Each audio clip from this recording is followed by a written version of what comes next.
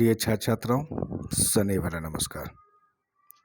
आज हम लोग डॉक्टर सिद्दीकी क्लासेस में बीए पार्ट 1 साइकोलॉजी ऑनर्स के पेपर 2 एबनॉर्मल साइकोलॉजी यानी असमान मनोविज्ञान के चैप्टर 2 के topic topographical and dynamic aspects of mind यानी मन के आकारात्मक एवं गत्यात्मक पहलुओं से संबंधित कुछ वस्तुनिष्ठ प्रश्नों के वैकल्पिक उत्तरों में से सही वैकल्पिक उत्तरों को जानने की कोशिश करेंगे। आशा करते हैं आज का पाठ आप सभी परीक्षार्थियों, खासकर स्नातक खंड 1 यूजीसी नेट और पब्लिक सर्विस कमीशन की तैयारी कर रहे छात्र छात्राओं के लिए काफ़ी उपयोगी और लाभदायक सिद्ध होगा। तो शुरू करते हैं आज के topic dynamic and topographical aspects of mind या topographical and dynamic aspects of mind के शीर्षक पाठ के कुछ वस्तुनिष्ठ प्रश्नों का पाठ। आज के पाठ का पहला वस्तुनिष्ठ प्रश्न आप सभी परीक्षार्थियों के लिए प्रश्न इस प्रकार है। इनमें कौन मनोगत्यात्मक उपागम यानी साइकोडायनेमिक अप्रोच का प्रतिपादक है? वैकल्पिक उत्तर ए पीनेल, बी फ्रायड, सी रोजर्स और डी मैस्लो। इस प्रश्न का सही वैकल्पिक उत्तर होगा बी फ्रायड। फ्रायड ने ही मन के गत्यात्मक उपागम को प्रतिपादित किया था और बतलाया था कि व्यक्ति के मन का मनोगत्यात्मक उपागम इस बात की पुष्टि करता है कि जब व्यक्ति किसी कारण से अपने चेतन मन की इच्छाओं को दमित कर लेता है तो ये इच्छाएं अचेतन मन में चली जाती हैं और वहाँ से छद्म रूप धारण करके स्वप्न के रूप में, दैनिक जीवन की विकृतियों के रूप में या मानसिक विकृतियों के रूप में प्रकट होती हैं। आज के पाठ का अगला प्रश्न आप सभी परीक्षार्थियों के लिए प्रश्न इस प्रकार है। मन के आक्रामक मॉडल के अंतर्गत इसके कितने स्तरों या पक्षों की चर्चाएं की गई हैं? वैकल्पिक उत्तर ए 1, बी 3, सी 4 और डी 5। इस प्रश्न का सही वैकल्पिक उत्तर होगा बी 3 यानी मन के आक्रामक मॉडल के अंतर्गत इसके 3 पक्षों या स्तरों की चर्चा की गई है जो क्रमशः चेतन, अर्धचेतन और अचेतन पक्षों से संबंधित पक्ष या स्तर हैं। अगला प्रश्न आप सभी परीक्षार्थियों के लिए, इनमें कौन मन यानी माइंड का आक्रामक पक्ष से संबंधित है? वैकल्पिक उत्तर ए चेतन, बी अर्धचेतन, सी अचेतन और डी इनमें सभी। इस प्रश्न का सही वैकल्पिक उत्तर होगा डी इनमें सभी। अगला प्रश्न आप सभी परीक्षार्थियों के लिए प्रश्न इस प्रकार है। इनमें कौन फ्रायड के अनुसार मूल प्रवृत्तियों यानी बेसिक इंस्टिंक्ट्स का भंडार कहलाता है? वैकल्पिक उत्तर ए चेतन, बी अर्धचेतन, सी अचेतन और डी इनमें कोई नहीं। इस प्रश्न का सही वैकल्पिक उत्तर होगा सी अचेतन। अचेतन को ही फ्रायड ने मूल प्रवृत्तियों का भंडार कहा है। अगला प्रश्न इस प्रकार है। अचेतन अनकॉन्शियस होता है। वैकल्पिक उत्तर ए कामुक, बी असामाजिक, सी अनैतिक और डी इनमें सभी। इस प्रश्न का सही वैकल्पिक उत्तर होगा डी इनमें सभी, यानी अचेतन जो आक्रामक मन का एक पक्ष, स्तर या भाग होता है, इसका स्वरूप कामुक, असामाजिक और अनैतिक होता है। अगला प्रश्न आप सभी परीक्षार्थियों के लिए। प्रश्न इस प्रकार है, इनमें कौन मन का गत्यात्मक पक्ष से संबंधित है? वैकल्पिक उत्तर ए ईदम यानी ईड, बी अहम यानी ईगो, सी पराहम यानी सुपर ईगो और डी इनमें सभी। इस प्रश्न का सही वैकल्पिक उत्तर होगा डी इनमें सभी। अगला प्रश्न आप सभी परीक्षार्थियों के लिए। प्रश्न इस प्रकार है, अहम यानी ईगो सामान्यतः होता है। वैकल्पिक उत्तर ए अंशतः चेतन, बी अंशतः अर्धचेतन, सी अंशतः अचेतन और डी इनमें सभी।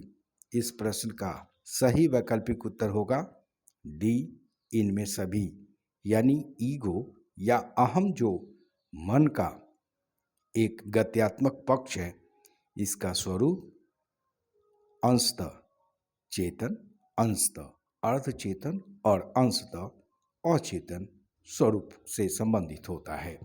अगला प्रश्न, इनमें कौन व्यक्तित्व का कार्यपालक शाखा एग्जीक्यूटिव ब्रांच के नाम से संबंधित है? वैकल्पिक उत्तर ए ईदम, बी अहम, सी पराहम, डी इनमें कोई नहीं। इस प्रश्न का सही वैकल्पिक उत्तर होगा बी अहम। अहम को ही कार्यपालक शाखा के नाम से या कार्यपालक के नाम से जाना जाता है। अगला प्रश्न, इनमें कौन आनंद के नियम से कार्य करता है? वैकल्पिक उत्तर ए चेतन, बी अर्धचेतन, सी ईदम और डी अचेतन। इस प्रश्न का सही वैकल्पिक उत्तर होगा सी ईदम, यानी ईड ये हमेशा आनंद के नियम से कार्य करता है। आज के पाठ का अगला प्रश्न आप सभी परीक्षार्थियों के लिए।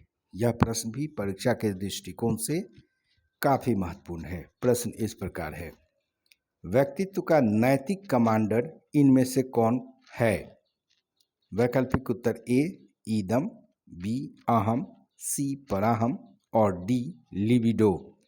इस प्रश्न का सही वैकल्पिक उत्तर होगा सी पराहम। पराहम को ही व्यक्तित्व का नैतिक कमांडर कहा जाता है। अगला प्रश्न आप सभी परीक्षार्थियों के लिए। प्रश्न इस प्रकार है, इरोस एवं थैंटोस का संबंध है। छात्र छात्राएं ध्यान दें, परीक्षा के दृष्टिकोण से यह प्रश्न काफी महत्वपूर्ण है। प्रश्न को एक बार फिर से दोहराते हैं, इरोस एवं थैंटोस का संबंध है। वैकल्पिक उत्तर ए ईदम से, बी जीवन तथा मृत्यु मूल प्रवृत्ति से, सी ए तथा बी से और डी कामुकता से।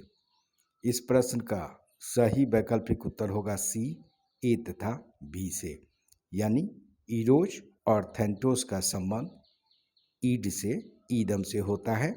इरोस को जीवन मूल प्रवृत्ति और थैंटोस को मृत्यु मूल प्रवृत्ति कहा जाता है। अगला प्रश्न आप सभी परीक्षार्थियों के लिए, व्यक्ति के जीवन भर के अनुभवों के योग को क्या कहा जाता है?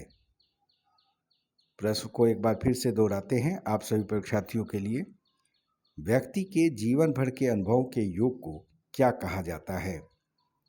वैकल्पिक उत्तर ए व्यक्तित्व, बी मन, सी चेतना और डी अर्धचेतना। इस प्रश्न का सही वैकल्पिक उत्तर होगा बी मन यानी माइंड, अर्थात व्यक्ति के जीवन भर के अनुभव के योग को ही मन या माइंड कहा जाता है तथा किसी खास समय में व्यक्ति को जो अनुभव प्राप्त होता है उसको ही चेतना या कॉन्शस कहा जाता है। आज के पाठ का अगला प्रश्न, यह प्रश्न भी परीक्षा के दृष्टिकोण से काफी महत्वपूर्ण है। प्रश्न इस प्रकार है, इनमें कौन रक्षा प्रक्रम एक अभिप्रेरित विस्मरण है? प्रश्न को एक बार फिर से दोहराते हैं आप सभी परीक्षार्थियों के लिए। इनमें कौन सा रक्षा प्रक्रम एक अभिप्रेरित विस्मरण है? वैकल्पिक उत्तर ए दमन, बी प्रक्षेपण, सी विस्थापन और डी यौक्तीकरण। इस प्रश्न का सही वैकल्पिक उत्तर होगा ए दमन। दमन ही एक ऐसा रक्षा प्रक्रम या डिफेंस मैकेनिज्म होता है जो एक प्रकार का अभिप्रेरित विस्मरण होता है। आज के पाठ का अगला प्रश्न आप सभी परीक्षार्थियों के लिए। प्रश्न इस प्रकार है, इनमें कौन आक्रात्मक मॉडल यानी टोपोग्राफिकल मॉडल से संबंधित नहीं है? वैकल्पिक उत्तर ए ईदम, ईड, बी अहम, ईगो, सी पराहम, सुपर ईगो, डी इनमें सभी। इस प्रश्न का सही वैकल्पिक उत्तर होगा डी इनमें सभी, यानी ईद, ईगो और सुपर ईगो अर्थात ईदम, अहम, पराहम ये आक्रात्मक मॉडल से संबंधित नहीं होते हैं। इनका संबंध मन के गत्यात्मक मॉडल से होता है। अगला प्रश्न आप सभी परीक्षार्थियों के लिए, इनमें कौन गत्यात्मक मॉडल डायनेमिक मॉडल से संबंधित पक्ष नहीं है? वैकल्पिक उत्तर ए चेतन, बी ईदम, सी अहम, डी पराहम। इस प्रश्न का सही वैकल्पिक उत्तर होगा ए चेतन। चेतन मन के गत्यात्मक पक्ष या मॉडल से संबंधित पक्ष नहीं होता है, ये आक्रात्मक मॉडल से संबंधित पक्ष होता है। अगला प्रश्न आप सभी परीक्षार्थियों के लिए, इनमें कौन सा आक्रात्मक मॉडल से संबंधित पक्ष नहीं है? परीक्षा के दृष्टिकोण से यह प्रश्न काफी महत्वपूर्ण है। प्रश्न को एक बार फिर से दोहराते हैं, इनमें कौन आक्रात्मक मॉडल से संबंधित पक्ष नहीं है? वैकल्पिक उत्तर ए पराहम, बी चेतन, सी अर्धचेतन, डी अचेतन। इस प्रश्न का सही वैकल्पिक उत्तर होगा ए पराहम। पराहम मन के आक्रात्मक मॉडल से संबंधित पक्ष नहीं होता है, यह मन के गत्यात्मक मॉडल से संबंधित पक्ष होता है। अगला प्रश्न आप सभी परीक्षार्थियों के लिए, इनमें कौन गत्यात्मक मॉडल से संबंधित पक्ष है? वैकल्पिक उत्तर ए ईदम, बी अहम, सी पराहम, डी इनमें सभी। इस प्रश्न का सही वैकल्पिक उत्तर होगा, थोड़ा सा प्रयास करें, चलिए मैं ही बता देता हूं इसका उत्तर। इसका उत्तर होगा डी इनमें सभी। और आज के पाठ का अंतिम प्रश्न आप सभी परीक्षार्थियों के लिए। प्रश्न इस प्रकार है, अहम ईगो का स्वरूप कैसा होता है? वैकल्पिक उत्तर ए अंशतः चेतन, बी अंशतः अर्धचेतन, सी अंशतः अचेतन और डी इनमें सभी। इस प्रश्न का सही वैकल्पिक उत्तर होगा डी इनमें सभी। अब आज का ये पाठ यहीं समाप्त होता है। आशा करते हैं आज का पाठ आप सभी परीक्षार्थियों के लिए काफ़ी उपयोगी और लाभदायक सिद्ध होगा। फिर मिलते हैं अगले क्लास में, तब तक के लिए बहुत बहुत धन्यवाद।